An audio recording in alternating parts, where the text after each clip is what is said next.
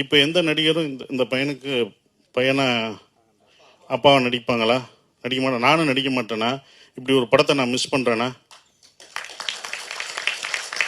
இந்த படத்தை நான் கொண்டு போகிறது ஒரு 5 பேர். அயோத்தி படம் பார்த்துட்டு, அவங்களுக்கு தெரியும் அயோத்தி படம் பார்த்து அயன் யாராவது நடிப்பாங்களா? நடிக்க மாட்டாங்க. ஏன்னா சண்டை கிடையாது, எதுவும் கிடையாது, சும்மா வண்டி ஓட்டணும்.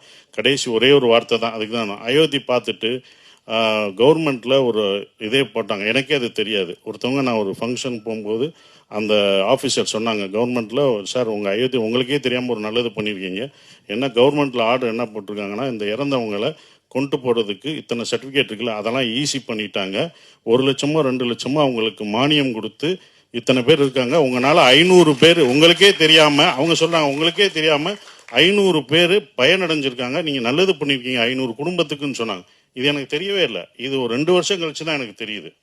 இது ரொம்ப சந்தோஷமாக இருந்தது. அப்போ இந்த மாதிரி ஒரு படங்களில் நடிக்கிறதுக்கு நீங்கள் என்ன 70 வயசு தாத்தா வேஷம் போட்டாலும் போட்டுருவேன், அவ்வளோதான். நம்ம வேஷம் போட தானே வந்திருக்கோம், அதுதானே நம்ம வேலை. திடீர்னு காலேஜ் பையனா போவேன், அடுத்த படத்தில் காலேஜ் பையனா நடிக்க வைப்பாங்க. காலேஜ் அப்போ ஏன் காலேஜ் பையன் நடிச்சுன்னு கேட்பீங்களா? கேட்க முடியாது. அது நான் நடிப்பேன்ட்டுவேன்.